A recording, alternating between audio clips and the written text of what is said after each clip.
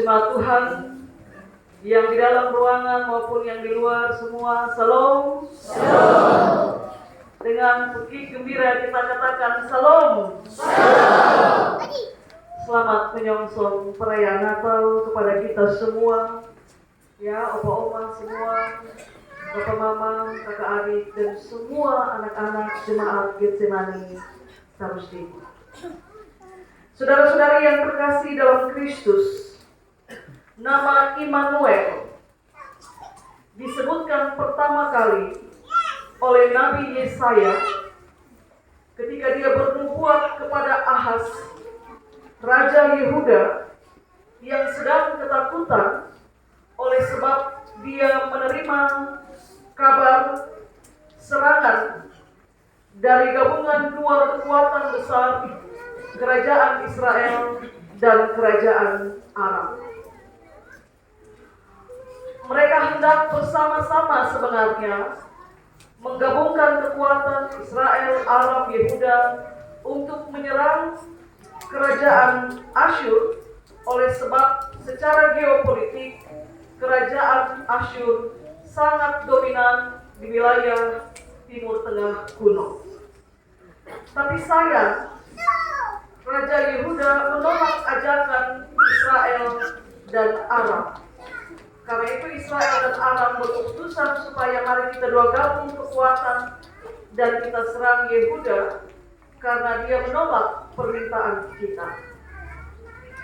Waktu Ahaz melihat besar kekuatan Israel dan Aram yang bergabung, dia mencari perlindungan bukan kepada Allah, tapi dia mencari perlindungan justru kepada kerajaan Asyur.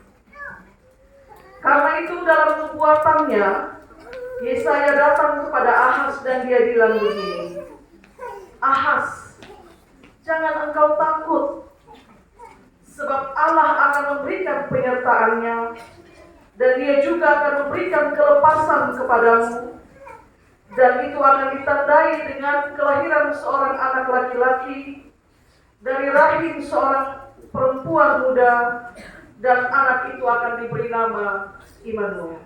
Jadi 3 tandanya, bapak mama, anak laki-laki dari rahim seorang perempuan muda, dan dia diberi nama Immanuel.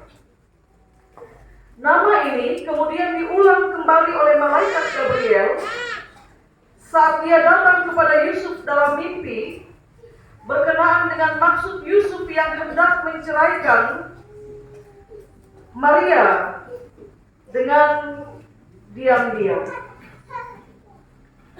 Injil Matius mencatat Yusuf yang sedang merasa takut itu karena kehamilan Maria di luar kenormalan seperti lazimnya kehamilan seorang perempuan.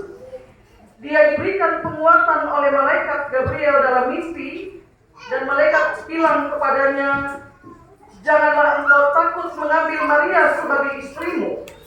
Lalu kemudian Gabriel mengutip kembali nubuatan Nabi Yesaya tentang Maria tunangannya dan tentang anak yang sedang dikandungnya yang nanti akan diberi nama Immanuel. Jadi kira-kira demikian Bapak Mama.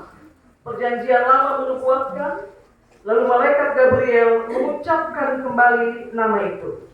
Hal yang menarik dari penyebutan nama Immanuel, bahwa nama ini disebutkan atau diperdengarkan kepada mereka yang sedang diliputi rasa takut. Ahaz sedang takut, Yusuf juga demikian, dan nama ini diperdengarkan kepada mereka. Bahwa Allah yang Maha Tahu, Dia mengetahui kelemahan manusia yang akan merasa takut ketika dia berhadapan dengan kekuatan besar. Bapak Mama, kita harus jujur, kalau kita sendiri atau kekuatan kita kecil dan kita dapat satu serangan dari kekuatan yang lebih besar, secara manusiawi kita takut.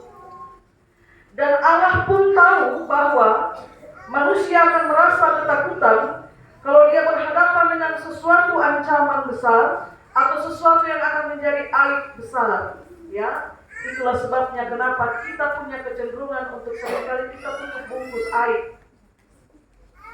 Segala sesuatu yang memungkinkan mendatangkan rasa malu yang besar, sedapat mungkin kita tutup dengan penuh rasa takut. Dan Allah tahu ketakutan manusia. Dalam kelemahan itu, Allah pun tahu bahwa manusia yang takut itu dia perlu untuk dikuatkan. Dia perlu untuk diberikan keyakinan bahwa Allah ada. Dan karenanya dia menjaminkan penyertaan atas mereka. Ya, walau 1000 lebah di sisimu, ya, engkau akan sanggup untuk menghadapi musuhmu sendiri, karena aku beserta engkau.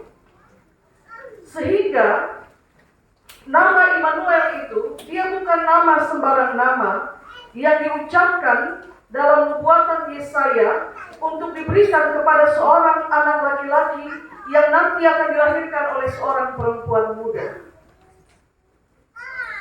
Dalam nama itu, saudara-saudara, terletak janji Allah untuk beri kelepasan, dan nama itu terkandung jaminan penyertaan Allah bagi setiap orang percaya yang dia percaya tapi dia sedang dirundung rasa takut, rasa cemas, rasa putus asa oleh karena berbagai-bagai hal. Sebab meskipun Natal itu perayaan penuh kegembiraan, tapi kita tidak bisa menutup mata bahwa di tengah-tengah euforia kita merayakan Natal, ada jiwa-jiwa yang kesepian, ada jiwa-jiwa yang sedang bersedih, ada jiwa-jiwa yang sedang berbeban berat oleh karena berbagai hal yang sementara dia gumuli secara pribadi. Kita bergembira Bapak Mama, tapi mungkin saja di tengah persekutuan ada yang sedang merasa sedih, ada yang sedang merasa kesepian, ada yang sedang berbeban berat. Kalau kepada Ahaz, Raja Yehuda, Allah melalui Yesaya disampaikan jangan takut. Kalau kepada Yusuf yang sedang takut, Allah melalui malaikat Gabriel mengatakan jangan takut. Maka kepada saudara-saudariku semua di malam Natal ini yang bersedih karena Natalmu akan kau rayakan tanpa suamimu atau tanpa istrimu. Engkau yang sedang bersedih karena Natalmu tahun ini akan kau rayakan tanpa ayahmu atau tanpa ibumu. Engkau yang sedang bersedih karena Natalmu tahun ini akan kau rayakan tanpa anak yang kau kasihi karena dia sudah berpulang. Suara Tuhan diperdengarkan kepadamu malam ini seperti kepada Ahaz dan kepada Yusuf. Jangan takut. Apa yang kau harus takutkan Bapak Ibu? Ketika engkau memeluk kuat-kuat kenangan dengan orang terkasihmu, dan di dalam perayaan Natal engkau merasa sendiri karena dia yang kau kasihi telah pergi, dan engkau merasa ini menjadi perayaan yang sia-sia. Tidak, sebab kepadamu juga diperdengarkan jangan takut. Dia pergi, ayahmu pergi, ibumu pergi, suamimu pergi, istrimu pergi, anakmu yang kau kasihi pergi, tapi Tuhan tidak pergi dari engkau. Ketika dia menyebut kata Immanuel, dan ketika Immanuel diperdengarkan kepadamu, bangkitlah dari kesedihanmu dan yakinkan dirimu, sekarang ini Allah sedang menyertai saya. Saya dan saudara sedang menantikan dan merayakan kelahiran Sang Immanuel, Sang Allah yang menyertai kita. Kata menyertai itu Bapak Mama tidak sama seperti saya antar Sepu anak ke sekolah, dari rumah kita keluar bersama sampai sekolah karena ada ibu guru, saya lepas dia di sana dan saya pulang. Immanuel yang berarti Allah menyertai kita itu tidak pernah sedetik pun dia lepaskan penyertaan. Jadi dimanapun engkau berada, ketika engkau menyebut Immanuel, engkau sendiri meyakini bahwa Dia menyertai. Tidak dibiarkan engkau sendiri, tapi terus ada bersamamu, karena Dia sayang kepada kita. Maka meski tanpa suami atau istri, meski tanpa bapak atau mama, meski tanpa anakmu yang telah berpulang, atau meski tanpa sesuatu harapan yang belum terwujud mungkin, saudara-saudariku, tetaplah bergembira. Dan tetaplah percaya bahwa dalam keadaan yang paling menyedihkan itu, jaminan penyertaan Allah tidak pernah berubah. Tidak pernah berubah. Nama yang dinubuatkan oleh Yesaya diucapkan lagi oleh malaikat Gabriel dan sekarang diperdengarkan kepada kita semua. Tidak ada yang berubah. Arti Immanuel tidak mengalami perubahan makna. Sejak dahulu kala sampai hari ini, ketika nama Immanuel diucapkan, artinya tetap sama, yaitu Allah menyertai kita. Amin, Bapak Mama. Amin. Allah menyertai kita. Jadi kita manusia ini berubah. Sampai bilang kita tidak berubah, kita berubah, Bapak Mama. Ya, kita berubah. Anak-anak kita bertumbuh, mereka juga mengalami perubahan. Kita berubah. Rambut kita mulai memutih, kulit mulai tidak lagi kencang seperti waktu masih muda. Segala sesuatu berubah. Bahkan suara kita juga mengalami perubahan. Kita manusia berubah, tapi Allah tidak berubah.